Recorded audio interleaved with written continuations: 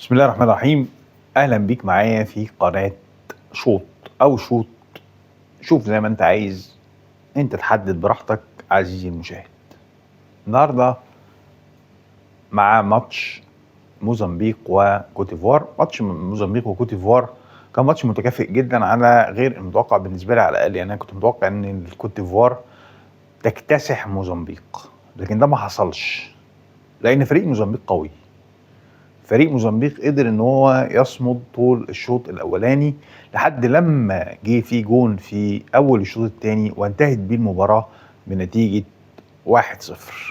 1-0 طبعا دي نتيجه تعكس لك قد ايه الماتش كان متقارب، وقد ايه الماتش كان صعب، وقد ايه ان فرقه كوتيفوار ما قدرتش ان هي تفك شفره موزمبيق بسهوله.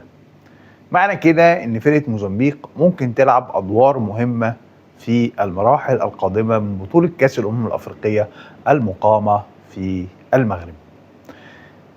كوت ديفوار قدمت ماتش كويس، لكن المنافس هو اللي كان قوي. المنافس كان قوي لدرجة ان دي اكتر مرة اشوف فيها فرقة موزمبيق بالقوة دي. عمري ما شفت فريق موزمبيق بهذه القوة.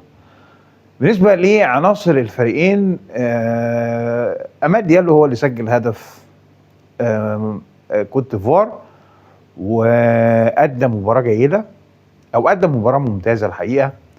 أماد ديالو طبعا واحد من العناصر الأساسية في فريق كوت ديفوار، وهو نجم من نجوم مانشستر يونايتد الإنجليزي. كان قدم الموسم اللي فات موسم قوي جدا مع مانشستر يونايتد الإنجليزي، والسنة دي برضو عامل موسم معقول وإن كان أقل من الموسم الماضي، ولكن ما يزال عماد ديالو في ظل كمان إن سنه صغير. يعني عماد ديالو سنه قد إيه؟ سنه 22 سنة 23 سنة، فلعيب صغير في السن، فتقدر إنك أنت تعتمد عليه في الأوقات المقبلة. يعني اللعيب ده هيفضل يديك مثلا لمدة 6-7 سنين على الأقل وهو شغال، يعني الدنيا شغالة معاه. كان طبعا العناصر الاساسيه بالاضافه لاماد ديالو كان موجود فرانكيسي، كان موجود ويلفريد زاها، ولكن زاها مستوى قل. وانا بشوف ان مستوى زاها اللي قل ده بسبب السن، بسبب عامل السن بيعمل في اللعيب حاجه، ان هو مهما كان اللعيب كويس، رغم ان انا بيك فان لويلفريد زاها يعني، بس عامل السن بعد ال 30 في حاجه بدنيه كده بتحصل في الجسم بتخلي اللعيب في حاجات كتير قوي كان هو بيقدر يعملها قبل كده ما يقدرش يعملها دلوقتي.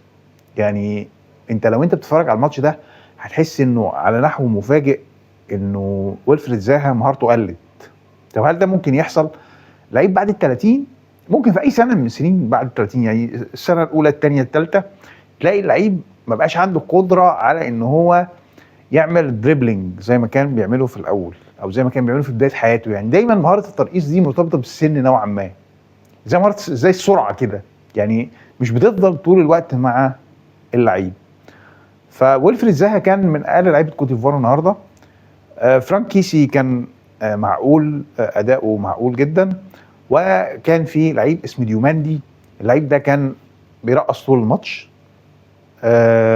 العناصر برضو الاساسيه لفريق كوت ديفوار زي ما هي، يمكن ما يعني فريق حافظ على قوامه بنسبه كبيره من بطوله كاس الامم الافريقيه السابقه اللي حصل عليها. نروح لفريق موزمبيق ونقول ان فريق موزمبيق كان فيه مجموعه من اللعيبه اللي لفتوا الانظار في هذه المباراه، زي مثلا كتامو هو كان نجم الفرقه، و كليلا عندنا في لعيب اسمه اماد برضو. دول لعيبه لفتوا الانظار، وان كان كتامو هو نجم الموزمبيق الاول. عاب فريق موزمبيق في المباراه دي، وده ممكن يؤدي لخروج هذا الفريق من البطوله، انه الشق الهجومي عنده ضعيف. يعني الفراوده او الخط الامامي بتاعه ضعيف قياسا على خط النص اللي عنده كويس وخط الدفاع اللي عنده كويس برضه. لكن في حاله عقم تهديفي عند الفريق ده، يعني الفراوده مش قادرين ان هم يؤدوا دورهم بنفس درجه خط النص وخط الدفاع. عماد ديالو خد جايزه احسن لاعب في المباراه، وهو يستحقها مش لانه سجل هدف جميل، ولكن لانه ادى اداء ممتاز على مدار المباراه. شكرا.